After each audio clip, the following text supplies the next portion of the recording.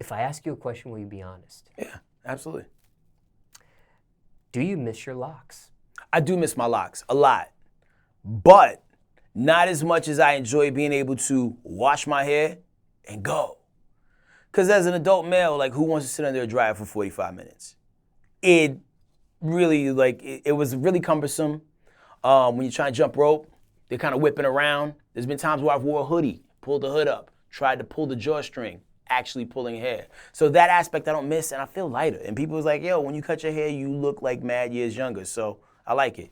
It's, kind of like a default character in a video game. I can grow my hair out, they can throw a wig on me like Samuel Jackson or whatever. Now, how long has it been now since you've cut them off? It'll be 2 years. Well, it's been past 2 years because I cut him like January 2nd, 2016, I believe. So, I just woke up one day and I was like, you know what? It's time for a new change. I want to go on some more auditions and try to get some different parts. Because, Hollywood, even though they try to say that we've progressed a lot, they do kind of limit the roles that are offered to people who have like a non-traditional look. And I don't want to be like the Jamaican homeboy henchman or the weed dealer, you know what I mean? Like, I want to have the opportunity to play some lead roles, show people that I can do some different things than what people have been used to seeing me do.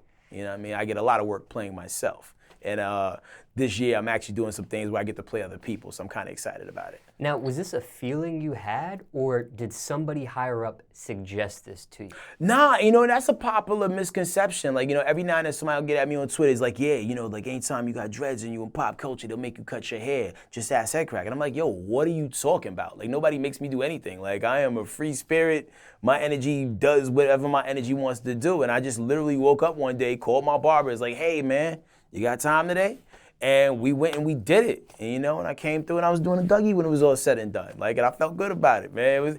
It was refreshing, man. Like, I was in the pool swimming like Aquaman. It's hard to do that with dreads. It slows you down by at least 30%. So it was a spontaneous decision there?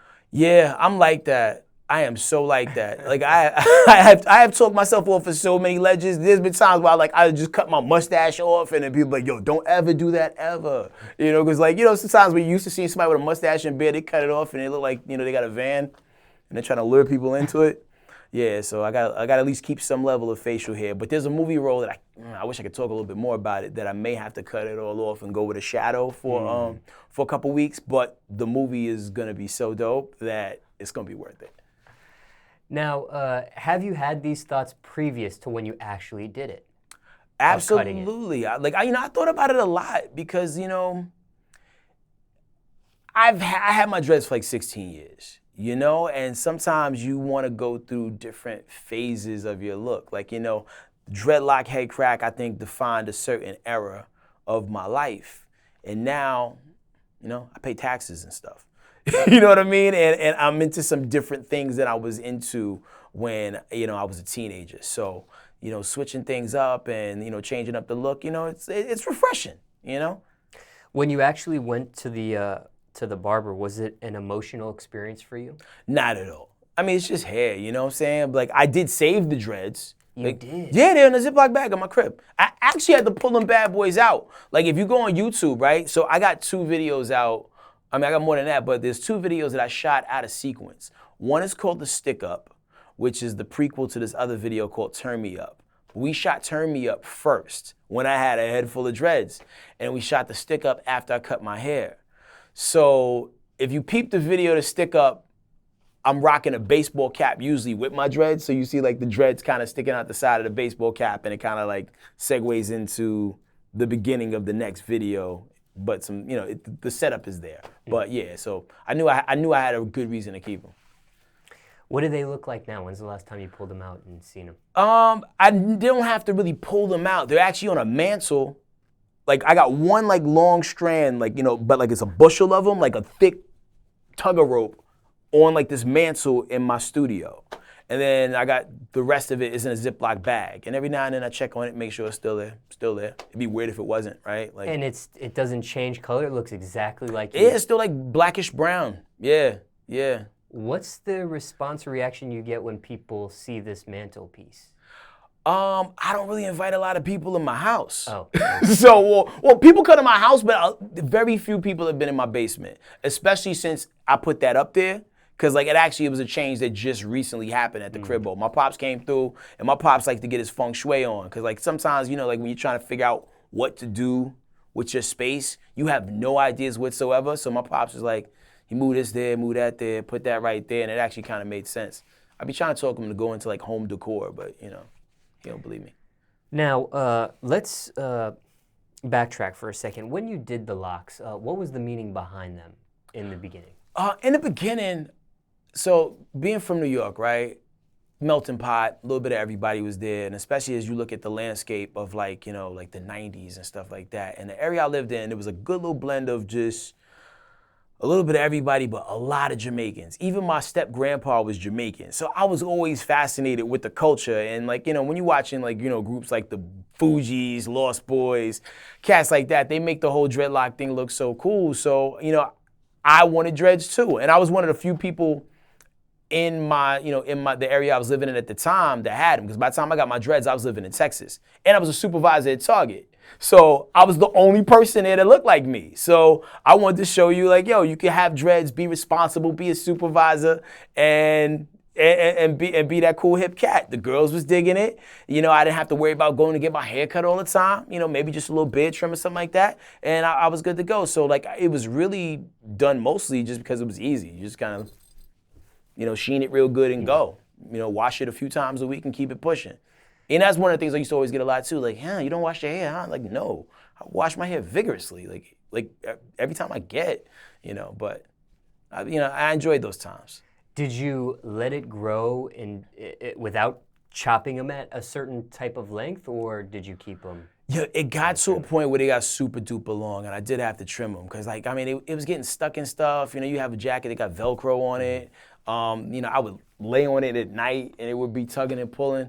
And, you know, just keeps your scalp healthy sometimes when you don't have so much tension and weight pulling back. You know what I mean? Like, you know, there's some people walking around right now that look like Indian in a cupboard because they just have all that weight just pulling their scalp back. What was your biggest pet peeve when you did have them for 16 years? What bothered you the most? I think what bothered me the most when I had my dreads was probably just the dryer time. Like, literally, every time I wash my hair, 45 minutes with a blow dryer. Actually, longer with a blow dryer. The handheld joint, I had to break down and get the salon joint, like with the dome that would come down like Darth Vader's helmet and sit under it for 45 minutes. On the upside, it allowed me to play video games while my hair dried, but on the downside, it is 45 minutes out of my day every time. And anybody with dreads knows, if you don't properly dry your hair, you're gonna be walking around here stinking. No one wants to stink. Now, what's your opinion of this? Because this is something I haven't seen until recently, especially with men. Some guys out there rocking fake locks. Saw that, yeah. What's your opinion of that?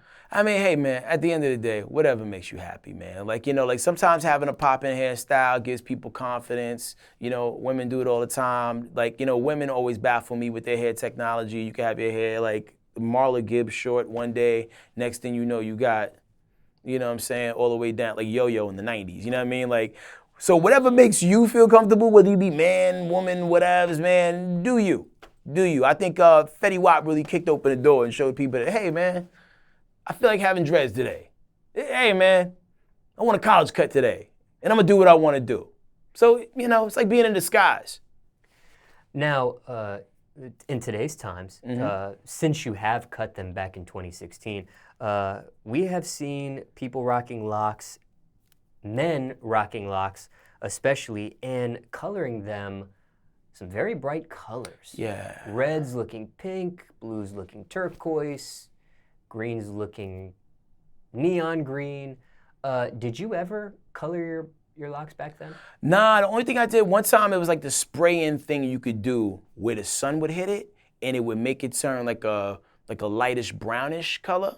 That was really the only thing I did. I never really felt like, you know, I needed to look like a unicorn or anything. You know what I mean? Like, my hair's the color it was. And when it turned it that color brown, I actually, like, I ain't gonna say felt embarrassed about it, but it's like, oh man, I didn't know it was gonna do it like that. But, you know, it wasn't ridiculous. So, I mean, whatever people feel like they gotta do to stand out and make them feel good about themselves, by all means, do it. As long as you ain't killing people. I'm here for it. Now, when it came to maybe the judging, the stereotyping, discrimination, profiling, Was there a worst experience with it? I wouldn't say that there was a worst experience with it. Out of 16 years? Out of 16 years? Nah, because like I said, man, I'm moving light, good vibrations, good energy, and love. So people never really, came at me on no rah-rah. I would always be nervous about, okay, when I get into fights, what's gonna happen when they try to pull my hair? Because because if I was fighting somebody that had long hair, that's the first thing I'm going for. That's a weakness. Yeah, it is. Luckily, the couple fights I had when I had dreads, I was actually quick on my feet and they couldn't get to me, get to my hair at least. So, I always looked at that as a potential negative. But as far as stereotypes, I didn't really catch any of that. Because, when I got dreads, it was like during a time when you saw people that had dreadlocks like that, they either were really dope at poetry, were from up top somewhere, had incense on them at all times, it could tell you where to get a proper Jamaican beef patty. As time went by, as the hairstyle became more and more popular, more and more people was wearing a hairstyle. I remember one of my first trips out to Florida, and I saw a bunch of cats out there with dreads. I was like, oh, word. Like, you expect people to be a certain way. And these cats was like super thugged out. And didn't even speak in any of the dialect that you would expect them to speak in having dreads. So I knew the shift is coming. Oh man, these cats is different. And then also same thing was going on in New Orleans too. It was some stone cold killers walking around with dreadlocks. And I was like, yo man, what about the piece, man? Where the poetry spot at, man? Trying to get me a dashiki top. Nah, they weren't doing any of that. They was getting cats.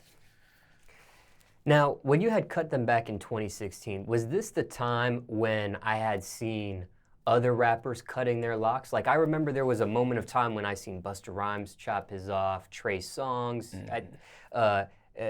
Jim Jones, and some of these guys had braids. They didn't have locks. But it was a moment of time where people were chopping their hair. Yeah. Was this around the same time, or was this the time when people were actually starting to grow their hair out when you chopped it off? Yo, it seemed like actually the swing was going backwards. It seemed like people was growing their joints out. Because I think Busta Rhymes beat me to the punch by easily about 4 years. Trey Songz, I don't really follow him enough to know what he does with his hair.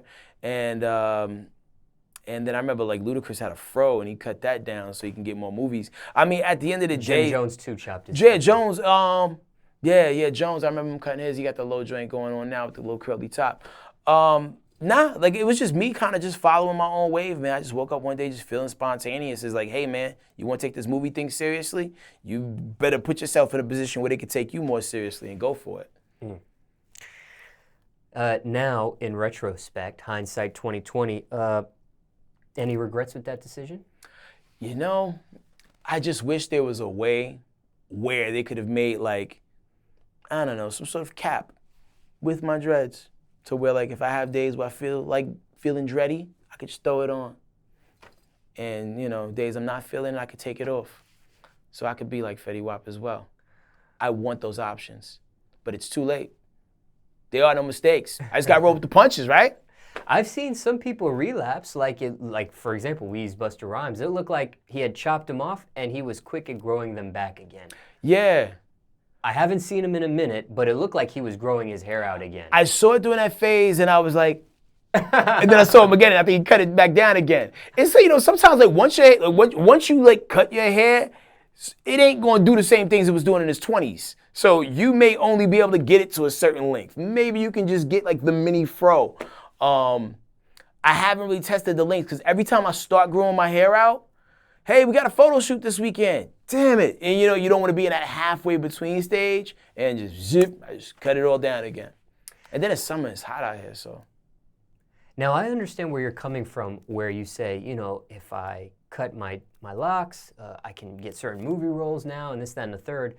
But as far as Headkrack, the brand, and you being a personality, even the music side of things, in another sense, did it hurt your brand or your image at all? After you had cut them, were you less recognizable, that sort of thing? Yeah, I definitely feel like I wasn't as instantly spottable, in the streets. Because people, especially when I got to a point where I was doing the thing where, I would have my dreads, kind of, done in 3 different braids. That was kind of a trademark signature look for me, for about a year or two. And, yeah, when I cut it, I wasn't stopped as much in the streets as I was initially. but then now the new look is kind of catching on. There was a few days here and there, I can't front. Maybe I did regret it and be like, oh man, maybe I killed the thing that may be noticeable. But it made me realize, okay, you gotta work harder to make people notice your personality and what you got to say and what you got to offer, you know, because if all you got is your hair, you're gonna be in trouble. You know, you can mess around and be like Uncle Phil at some point in your life, man. And like, if people loved your hair, you don't got it no more, then what you got?